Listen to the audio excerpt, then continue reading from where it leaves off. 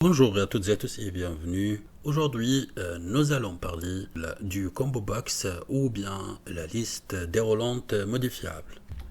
Dans la petite vidéo précédente, je vous ai montré comment faire pour dessiner le combo box. Sur ma chaîne YouTube, ça va figurer dans une nouvelle liste short.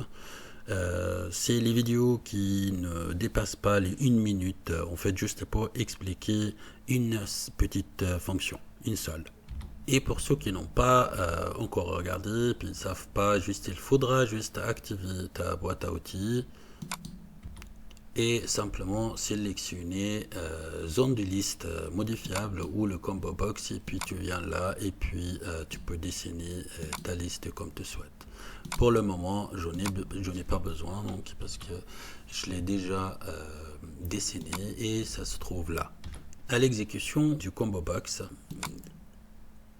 comme ça, en fait, ça me donne une liste dans laquelle il y a les valeurs qui se trouvent dans une de ces colonnes, ce qui me permet de juste sélectionner cette valeur au lieu de saisir. Donc, c'est pour obliger les utilisateurs d'utiliser certaines valeurs et non pas les laisser libres à saisir et puis commettre des erreurs pour toi en tant qu'administrateur. Donc, maintenant, j'ai créé mon combo box ou liste déroulante modifiable. Donc maintenant, comment faire pour que les données qui se trouvent dans certaines colonnes dans une feuille de calcul, pour qu'ils apparaissent ici, en fait, une fois que je clique pour les voir. On va voir ça ensemble avec vbawriter.ch, donc le générateur de code simple, sans effort, hein, donc sans connaissances nécessaires pour la programmation. Mon formulaire ou mon user form est prêt. Donc, comme d'habitude, hein, la première chose, c'est d'aller dans ton navigateur et puis noter vbawriter.ch. Et comme on travaille toujours dans une user form, donc je vais aller user form et ensuite combo box. Pour extraire ou pour ajouter des éléments au combo box depuis une feuille de calcul, nous avons deux options. On va parcourir ces deux options aujourd'hui dans cette vidéo. Comme d'habitude, hein, ce qu'on va faire, on va juste renseigner ces champs et puis obtenir le code qu'on va utiliser dans notre application. Le nom de combo box se trouve évidemment dans mon formulaire. Donc ici, je clique là, en fait, sur le combo box et puis le nom, il figure là. Donc il s'appelle combo box 1. Et puis sur le site, et puis je vais par contre, voilà, combo box 1. Le nom de la feuille de calcul que j'utilise en tant que base de données, c'est simplement là, et le nom c'est base données. Je vais donc dans mon site et puis base données, il est juste là, parce que j'avais fait une démonstration avant de vous présenter cette fonction. Alors, concernant les éléments importés, ils se trouvent dans quelle colonne? Donc, dans ma base de données ou dans ma feuille de calcul. En l'occurrence, moi, je voudrais importer dans la colonne nom.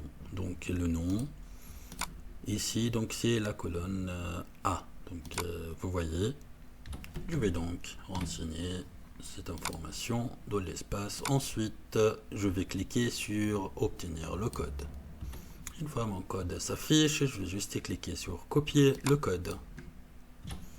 Maintenant, le code, comme c'est copié, je vais aller dans le combo box et puis je clique 2 fois et puis je vais copier mon code et je vais enregistrer. À l'exécution, il n'y a rien qui va se passer et j'ai rien. Donc c'est important d'exécuter cette fonction. Comment faire? Donc comme d'habitude, je vais utiliser la commande call, c'est-à-dire exécuter ou appeler cette fonction. Je ferme ça. Donc, cette fois, je vais cliquer sur les user form. Voilà, donc la commande que j'ai maintenant, user form click, non. Je veux pas qu'en fait ces données s'affichent dans mon combo box une fois que je clique sur l'user form. Par contre, c'est une fois que je démarre. Donc pour cela, il me faut de modifier ça pour que ce soit cette commande. C'est pas en clic, mais ce sera en initialize. Donc une fois que j'exécute en fait, où je ouvre l'application, si vous voulez. Je vais juste copier cette fonction, le nom de la fonction, pardon, donc item from, etc. Et puis, je vais ici et je vais faire call, coller la fonction et j'enregistre. Et puis, je vais exécuter pour voir si la liste s'affiche ou pas. Là, exécuter, et puis je clique dessus et effectivement je vois que toutes les valeurs ils sont juste là, et puis je peux simplement les sélectionner. Le code te permet aussi de rechercher les valeurs seulement dans ce combo box, c'est à dire par exemple si je fais bin, voilà, donc il m'amène la valeur en fait qui se trouve dans cette colonne, la colonne concernée. Aussi Toré par exemple, Traoré, et donc voilà. Donc je vois que j'ai réussi à importer toutes les données qui se trouvent dans cette liste en fait, dans mon combo box, et ça c'est la fonction de combo box. Ça c'était la première option quand on importe depuis une liste. Par contre, je peux également insérer des valeurs que les utilisateurs ils vont utiliser. Je vais les insérer directement depuis le code. Comment faire ça avec VBAWriter.ch, le générateur de code? Voyons. Je vais juste supprimer l'ancien code, je vais tout supprimer pour recommencer avec la nouvelle option. Je vais enregistrer la liste propre. Je vais aller sur VBAWriter.ch, donc je vais utiliser la deuxième option. Que le nom de combo box c'était combo box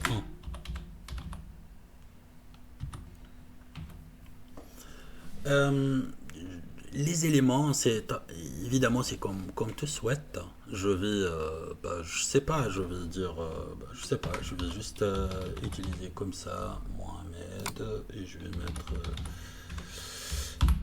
mon associé, et puis là je vais mettre n'importe, donc corps, maison, les valeurs que je veux. Imaginons que j'ai seulement 4 valeurs, pas 5. Et je vais cliquer sur obtenir le code. Mon code est juste là, donc je vais copier le code. Dans mon formulaire, je vais aussi cliquer sur le combo box. Je vais enlever ça, et puis je vais coller la fonction. Là, tu vois, en fait, tu peux même rajouter, si tu as 1200 valeurs, tu peux juste simplement donc copier et coller tout ça, et puis mettre entre les deux parenthèses tes valeurs, ils vont aussi y apparaître. Là, je vais enregistrer, et je vois également si j'exécute maintenant, il n'y aura rien qui va se passer parce que j'ai pas encore inséré la commande d'exécution. Donc je vais faire pareil, donc je vais dans user form comme ça, et puis je vais cliquer, et puis là en fait c'est user form et click. Non, on a dit que on voulait que ce soit initialize, donc je vais faire initialize, et je vais copier le nom de la fonction et j'utilise la commande call et CTRL V, et je vais enregistrer, et puis on va tester ça. On clique sur exécuter, et voilà, donc je vois que les valeurs que j'ai insérées manuellement, ils sont là dans le code. Voilà, c'est très simple. On voit aussi que la fonction de recherche est juste là. Donc si je fais par exemple M, il va m'emporter la valeur correcte parmi dans le code. Maison par exemple, il est juste là. Il est juste là. Ça c'est en fait comment faire.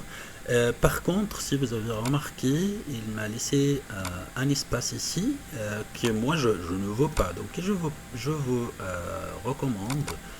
Donc on va dans le code et puis là, parmi les options, dans le code. Donc si cette ligne ne sert à rien, il ne faut pas le laisser. Donc il faut supprimer ou simplement il faut rajouter pour ne pas te laisser d'espace dans ta liste box. Pour moi, je vais la supprimer. Je vais enregistrer et puis ça aussi, ça sert à rien. C'est mieux toujours de nettoyer tes codes pour que ça ne m'enligne pas à vide ton système. Tac, et puis là, en fait, effectivement, j'ai plus l'espace. Donc aujourd'hui, c'était très simple. Et puis la simplicité vient en fait de l'utilisation de VBAWriter.code. Donc c'est le générateur de code, c'est gratuit, vous pouvez l'utiliser à volonté. Il n'y a pas de restriction, vraiment. Et puis ça restera toujours pour toute la vie gratuitement. Ça c'est notre objectif, c'est ce que nous avons inventé depuis des années. On a pensé beaucoup et puis pour arriver à concevoir cette idée ou cet outil qui permet à tout le monde d'utiliser sans connaissance des codes au décodage, tu peux facilement obtenir ton code et puis concevoir ton application et puis faire profiter les utilisateurs. Donc si vous avez apprécié cette vidéo, n'hésitez pas à nous soutenir, inscrivez-vous sur notre chaîne YouTube. Si vous avez des questions, des difficultés, n'hésitez pas à nous contacter. Donc notre adresse email vbawriter41@gmail.com ou sinon vous pouvez également accéder à notre chaîne YouTube. Donc il faudra juste cliquer ici à notre page Facebook. Ça va nous aider à faire connaître notre invention et à faire profiter tout le monde. Bientôt, vbawriter.ch sera en arabe et puis par la suite ce sera en anglais et puis on va encore continuer à traduire, à développer. Les vidéos aussi et se retrouveront, donc vous pouvez aussi les trouver à partir de site internet.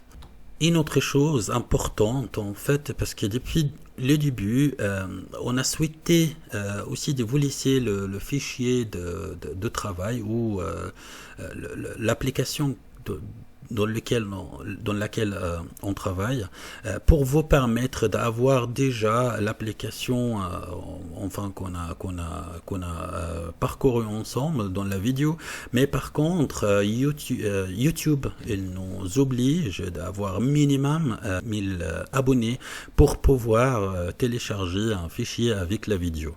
Donc on a pensé à une autre solution alternative et puis donc on a décidé de vous laisser ici et donc la vidéo et à côté vous allez trouver l'application en fait à télécharger. Je vous remercie de votre suivi et puis j'apprécie beaucoup vos commentaires. Ça nous donne beaucoup d'encouragement, ça nous fait beaucoup plaisir. Donc et aussi si vous avez des difficultés, n'hésitez pas, nous sommes là pour ça. Pour l'instant, je vous dis à très bientôt, à toutes et à tous, et bonne journée. Au revoir.